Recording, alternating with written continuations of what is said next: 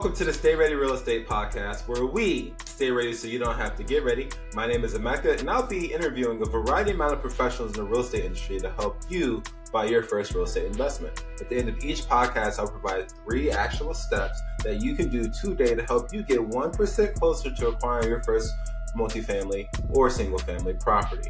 My goal with this podcast is to show the world that regular people like you and me can build wealth through real estate. Today on the podcast, we have Jamie. Jamie works alongside his wife, Kelly, and they've been investing in real estate in Omaha, Nebraska since 1993. Between 1993 and 2000, they completed 10 fix and flip properties and collected 10 rental units. The couple sold their properties to focus on raising their family and developing their art, music, and photography careers.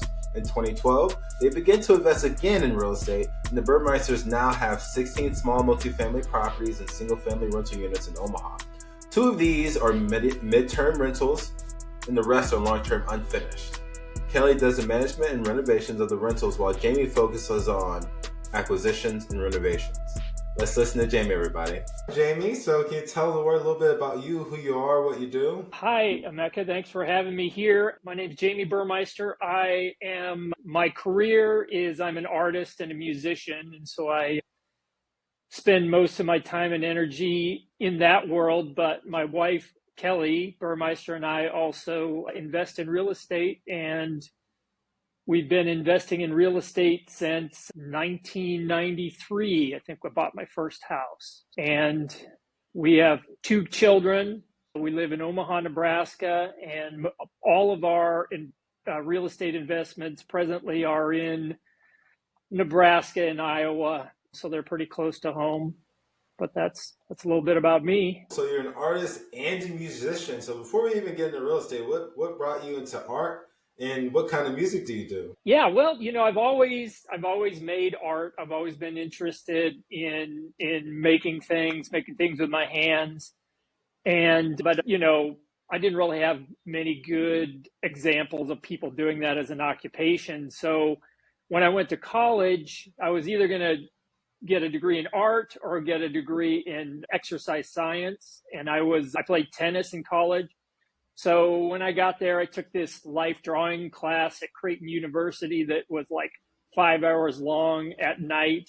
And I was like, I don't think I can handle 4 more years of this. So I ended up getting a degree in exercise science, thinking I wanted to be a physical therapist, and I went and worked in that a little bit and then figured out that that's not what I wanted to do. So I ended up going and getting a master's degree in health education, which was a pretty interesting field for me, and taught some of that over at UNO in Omaha. But, kind of in the back of my head, I knew I wanted to do something a little more creative, and I'd always been doing music and art.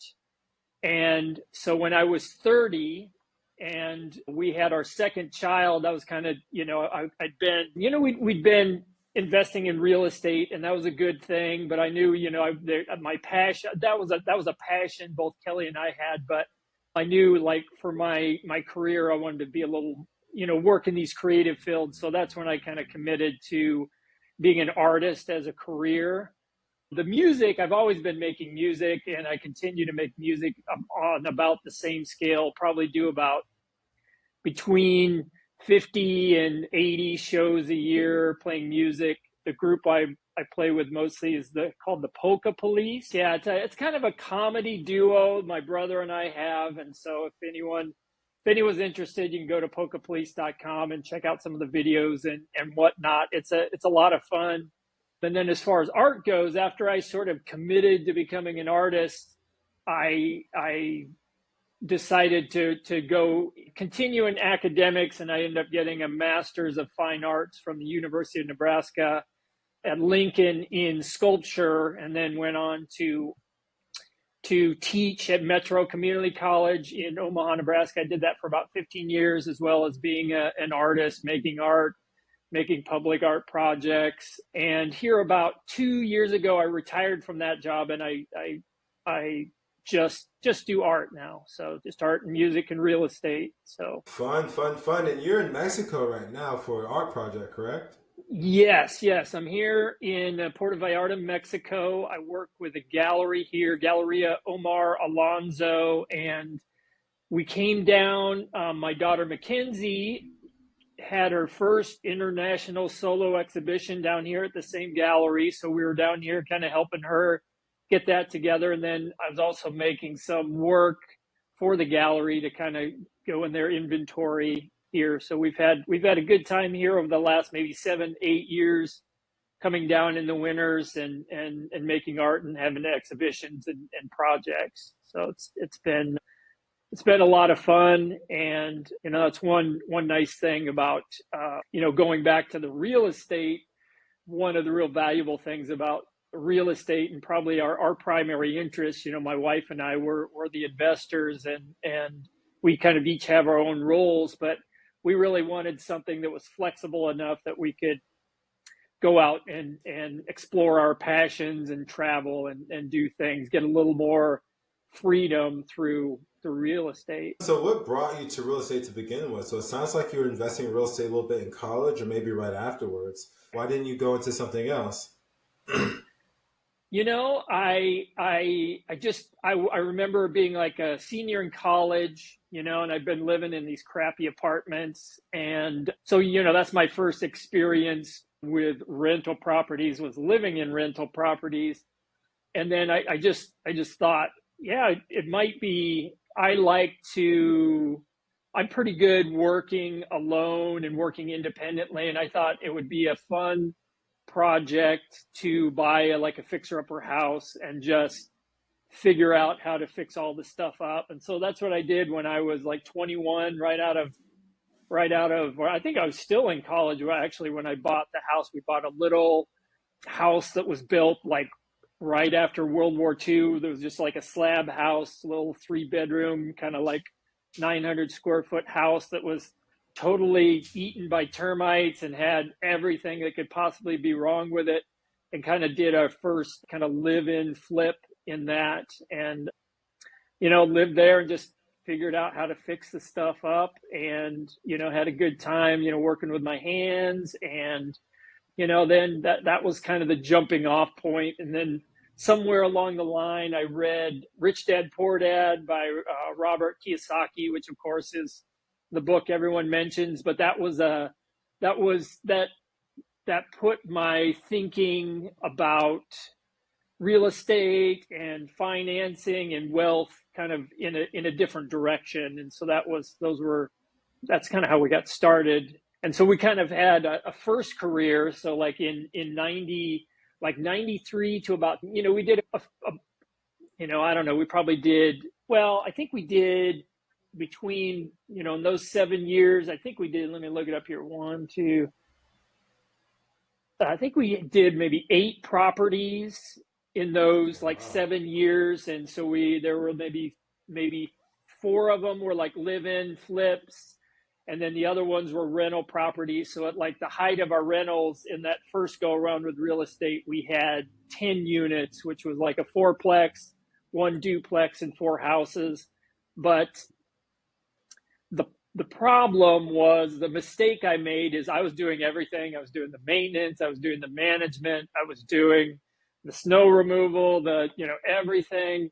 And it was too much, kind of burnt me out on it. And so there towards the end of that, that's when I was thinking I wanted to kind of go into art a little more seriously. So we basically sold all our properties and we moved to Gretna, Nebraska, which is where our kids went to school, and then where I also went to graduate school in Lincoln while we were living there. So that was kind of the first go around with real estate. So it sounds like you had 2 rounds of real estate. So the first one, yeah, you did everything by yourself, got tired, sold that, moved to Gretna, and then started building again. So what's your current portfolio? Currently, we have 16 units. We've got 1 4-plex. They're mostly small multifamily and single family. 1 4-plex, 3 duplexes. We've got 4 single family houses, and then we've got a little commercial building as well that we rent out. So that's our present portfolio. And this go around, we spread the load.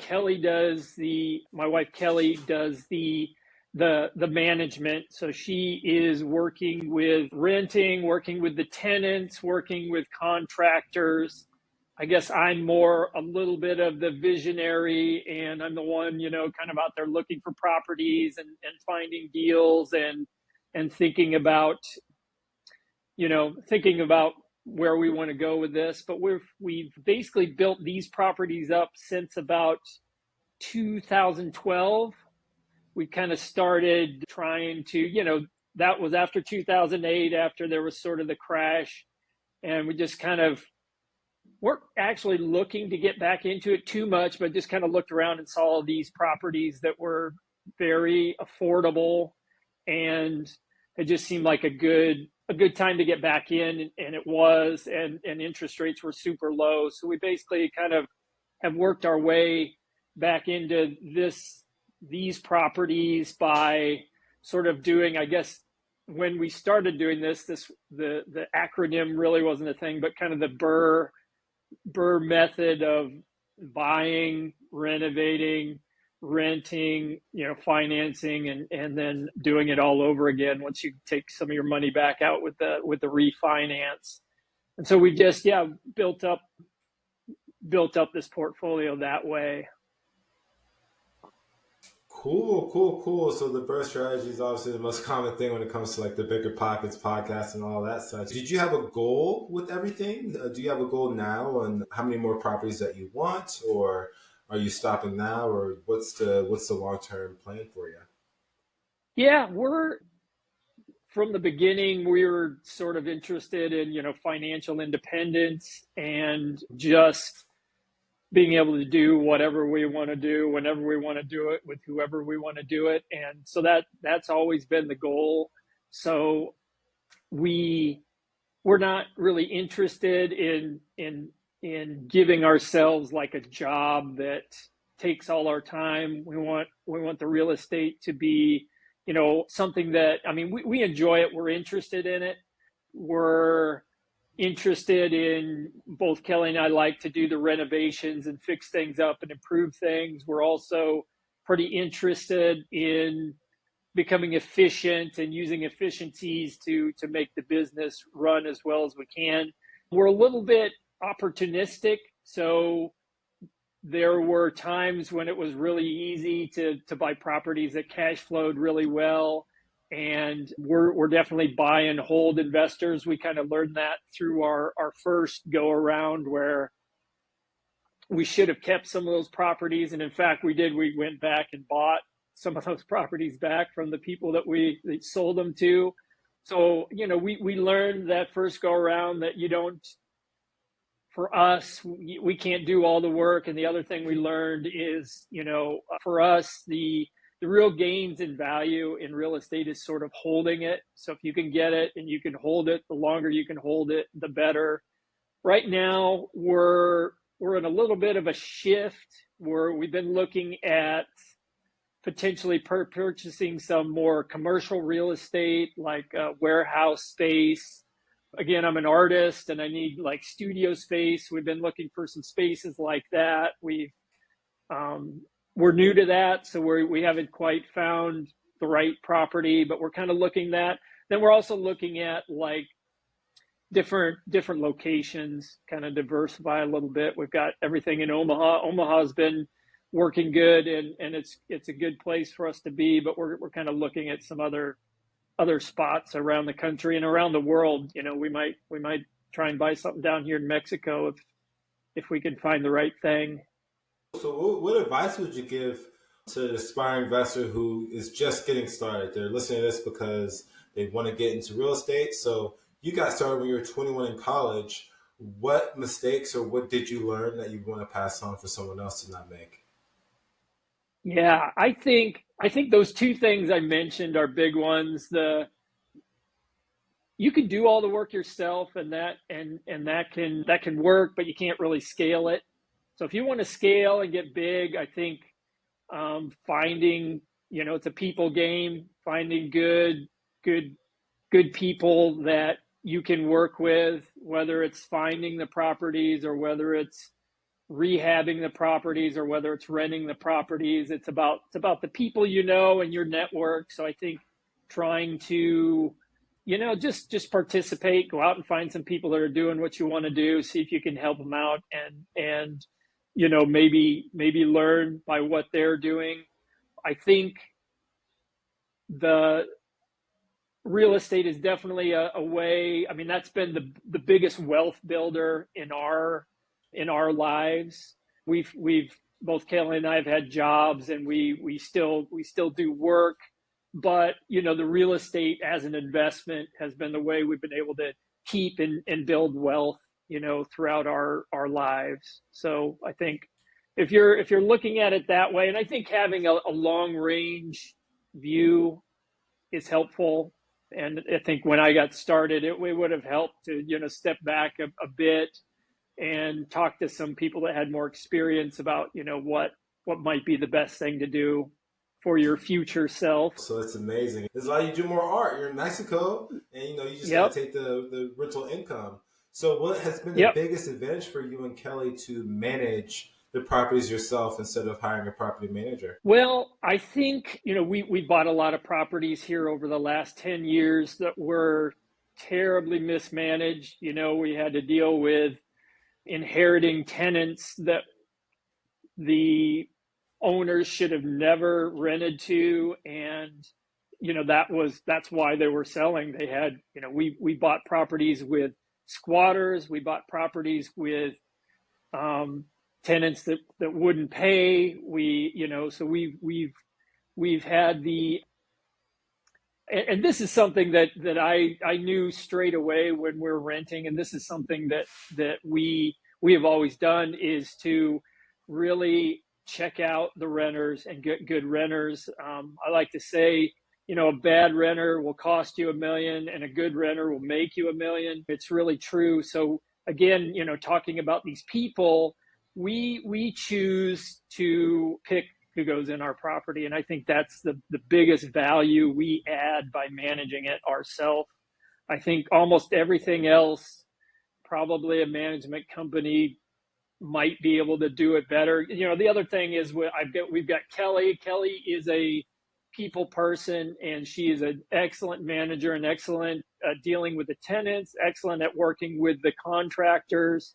If it were me, I would choose to hire it out because I'm not that interested in it. And honestly, I'm not that good at it, but Kelly's really good at it. She's taken the lead on all of that stuff and gets the job done better than anyone.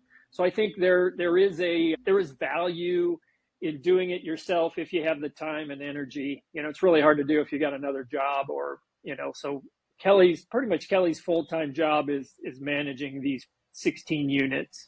And as mentioned before, you got started whenever you were 21. So I know there's a lot of listeners right now that are just really struggling to get started or won't get started at all. Why do you think most people are scared to jump in?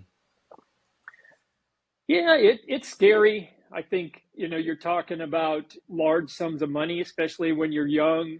I think right now there are opportunities to get into properties with low down payments or even seller financing. I know rates are high right now, and a lot of people think, I need to wait. But I think that is another lesson that we have learned, is that, the time to buy is, when you see the property. And, it's I don't think, you could, if you had a crystal ball, you could time things and you would know. Our approach has been to just continually invest, just kind of, do it over, but like our goal starting in like 2012 was one property a year. And we pretty much added, over one unit a year. And that growth was very manageable with us doing other things and having kids, and very, you can really look around and find good properties and find good deals and wait for the right properties. It takes work. So I think, I don't know if this is answering the question or not, but I think, yeah, it's a leap of faith, but I think some people are more risk averse than others. I guess I don't mind risk. The larger risk right now is inflation. and your money in the bank is losing. It's going down. We're not making as much as the things that we buy are inflating in cost. So I think there's a danger in not investing in something as well. So that knowledge goes into our equation. And I love how you mentioned risk. So you said jumping into real estate is risky. Like any investment, everything is risky. What has been the worst thing that's happened to you with all your risks in real estate? Yeah, that's a good question. We've got some stories. We've had, again, we've had some natural disaster type things with trees falling on houses and those sort of things, but they're not so bad. They're you have insurance, you have contractors, you deal with it. I can tell one story. We had some renters in a house, and there was these very strong winds in the Omaha area, and there was a big silver maple in front of this house, and the winds must have kind of knocked it loose, and then there was another storm. Wind knocks this tree over. There is a couple who was getting married the next day. The tree falls on their house, right on their bedroom, goes through the roof. The man ended up with a fairly large tree branch across his chest in the middle of the night before they got married. So that was a bad one, but they were good people and good renters, and we just dealt with it, right? So that's kind of a horror story, but we got through it. I think the worst we've had have been just renters that, like I said, we bought a fourplex that had a bunch of young kids that were sort of squatting in one of the apartments. Someone rented the apartment, and again, this was managed by a property manager. They didn't check out the person they were renting to. They rented it to this person, and then this person skipped town, and there were like 20 people going in and out of this apartment all day, all night, all the time. So we had to go in and figure out what was going on. We didn't know what was going on. We're looking for the guy that's on the lease. He's nowhere to be found. Once we kind of figured out what was going on, we had to, go through an eviction process of the guy who wasn't actually living there. We had to call the cops to sort of move everyone out. We had those people get very angry and break back in and, find whatever in the house they wanted to find. So that was probably one of our worst, the sort of nightmare situations where you got to deal with people that are kind of taking advantage of you and, kind of just not working within the system the way our system works. And so it was, but we got through it, and nobody got hurt. And, that's why one other lesson is you got to have some extra money around for when problems happen. You got to have the contingency fund. You got to have the emergency fund so you can get through the problems. And most of these problems, luckily, money will fix. So. Cool, and I love it. And what's funny is that's your risk. Your risk is maybe a little headache. You said a tree broke down someone's house and insurance, and it all worked out. And you still have 16 units. You're still alive, and you're still doing art like you want. So, Yep, I love exactly. how people want to put money into the stocks or the 401k, and I asked them like what investments in the 401k is they going to, and like me, I actually have no idea. You're just trusting somebody else to build the money for you. Versus with real estate, Yep. You get to control the entire situation. Even though a tree, broke down a house, well, at least you know that the value of the house went down because obviously there's a tree in it. You put the insurance, it fixes up everything, and now everything's back to normal, and the value is still there. So you're in Omaha. Do you have a specific strategy whenever you're looking for property? Are you looking for specific zip codes, a certain price, specific areas? I know the baseball series, the college baseball series is there, right? Yep, College World Series. Yep. We we've got some properties spread out all over town. I think here the last Probably 5 properties we bought have been in kind of like midtown Omaha, and that's where we live. And we kind of like, again, managing them ourselves. We like to be close. So, and also that part of town is very easy to rent. There's hospitals there. There's, close to downtown, close to lots of the employers in the area, as well as like the stuff, like you said, the College World Series and the Civic Center and all the stuff in Omaha is right there. We look for properties that we look for good prices. Most of our properties require renovation. So we're looking for something that somebody wants to get rid of that's a problem for them, and we can get in and we can do a renovation, and after the renovation we have some equity. So we will usually pay cash for the properties we buy. At one point that was a real selling point. These days it doesn't mean much. There's lots of people coming in with cash, but we come in with cash. We try and buy a property that, needs work. We're not really scared of any kind of renovations, but the numbers have to make sense. We're looking for properties that when we're done, after we have refinanced them, that they cash flow and we can make some money off of that. And we're pretty conservative with our numbers so that, we make lots and lots of offers, and we buy just a few of those properties that kind of fall within our parameters. So we're not scared to go out and make lower offers if the property is worth less to us. All they can do is say no, and sometimes they say yes. So those ones that they say yes are usually the ones we end up getting. There are properties that are well located that we will spend more on. We probably passed on a lot of properties that we should have bought, with this strategy.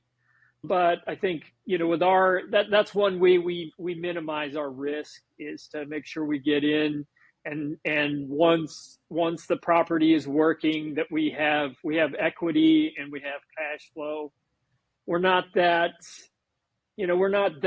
worried about. We are worried about, the property values going up, and we want a property that's going to be worth more in the future than it is now. But we're kind of old school in that we want some cash flow. Cool. Do y'all search for a specific amount of cash flow you want a month? Or how are you determining which properties to buy numbers wise?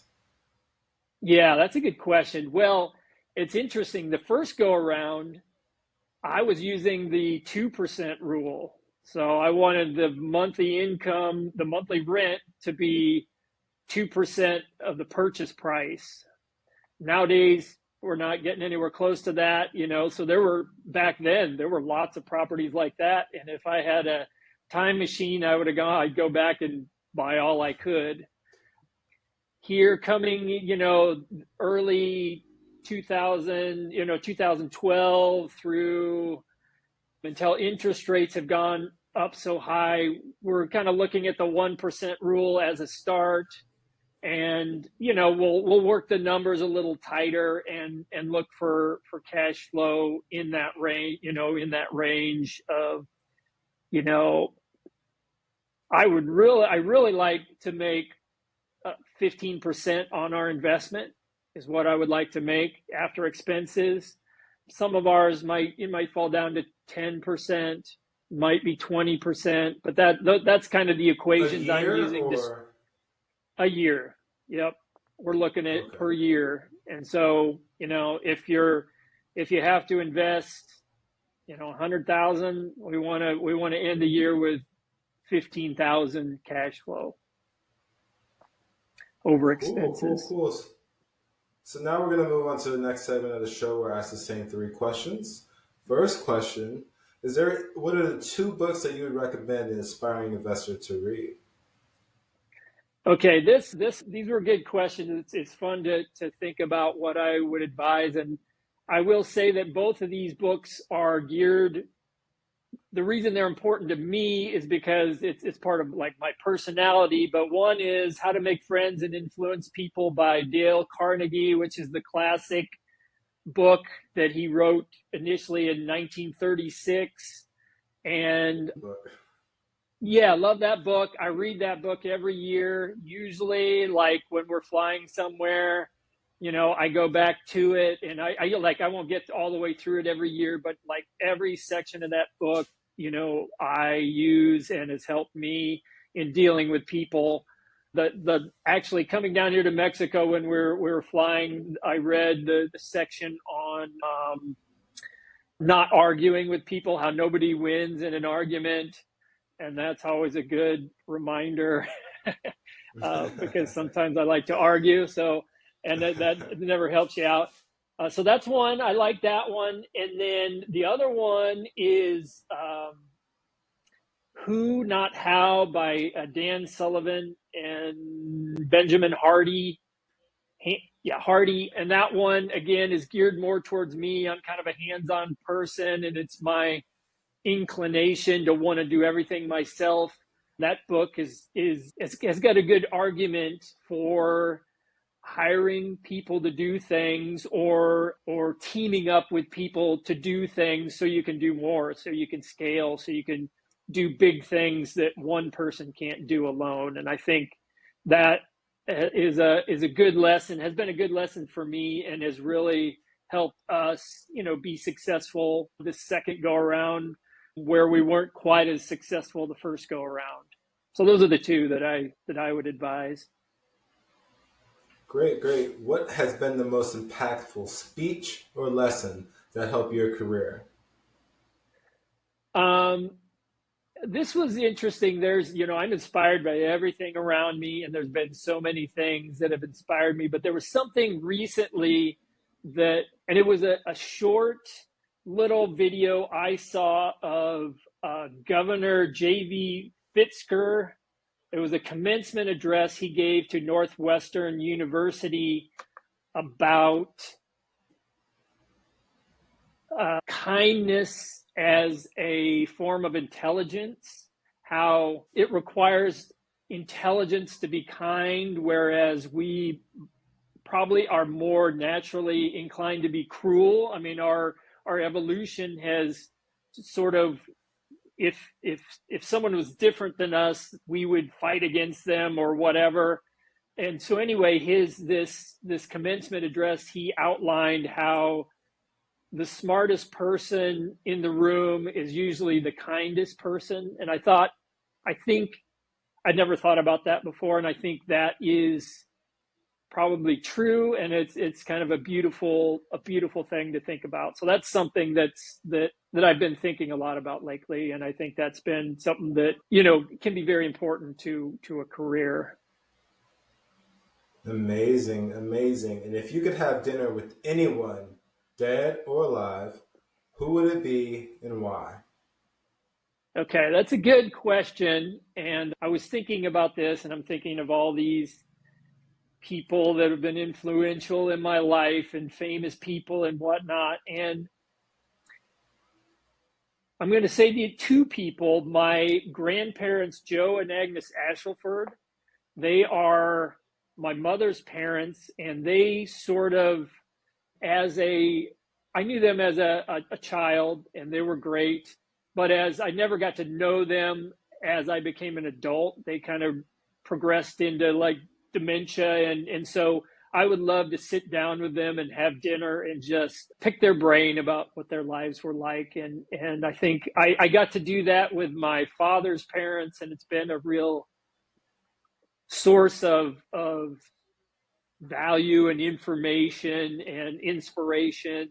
That generation, two generations ahead of me, they had totally different problems and things going on in their lives. And I think it's really inspiring to think about what they did and how they did it. And so that's who I'd love to have dinner with. Cool. And lastly, how can the audience reach out to you if they want to ask you about anything or see your art? Yeah, so you can go to jamieburmeister.com and view my art, and there's a contact form. You can get a hold of me there. Of course, I'm on the social medias. I'm on Instagram and Facebook, and you can find me there at Jamie Burmeister. Also, polkapolice.com, and Polka Police is on the internet as well. Everyone can go and check those out. But I love to hear from anyone about anything. I love conversing about whether it's art or music or real estate or life or any of those things. I enjoy interacting with people that way. So yeah, bring it on. Well, I'll put all those in the show notes. And Jamie, thank you so much for joining the show. We're going to have you back on in the near future. Well, thank you, Mecca. It's a great thing you're doing here. I loved it. That was Jamie, everybody. At the beginning of the podcast, I told you I'll give you 3 actionable steps that you can do today in order to get you 1% closer to buying your first real estate investment. Before then, please like and subscribe. And if you're on Apple Podcasts, please comment and rate if you enjoyed this podcast. It would mean a lot to me, and I would love to know your thoughts. Action step 1, look into the 1% rule. The 1% rule states that, for an example, if you were to buy a $200,000 investment, 1% of that should be your monthly rental income, so $2,000 a month. Sometimes it works, sometimes it doesn't, but determine what rule works in the area around you. Number 2, call a property management company. Just tell them that you want to buy a property and you're shopping around to see what property management best fits you. They don't need to know if you're ready or not to buy a property. You just need to determine if they're the right ones for you. Call more than one, call 2 or 3, compare each ones, and see which one would be best fit for you in the future. Keep in mind, things may change, but it may work out for you. Next, figure out what expense you would like to cover. It could be your student loans, it can be your car monthly payment, it could be your lease, it can be anything, maybe a loan on a MacBook Air, it doesn't matter. Determine what expense that you would like to cover first and see how much cash flow you need to do it. So if you have a MacBook Air 2028, whoever, the most brand new thing, and it costs you $200 a month, see what properties you would need to invest in to cover that and then some. So you can kind of have an idea of what you need to do to cover certain expenses. As always, thank you so much for tuning in to the Stay Ready Real Estate Podcast. Until next time, see you later.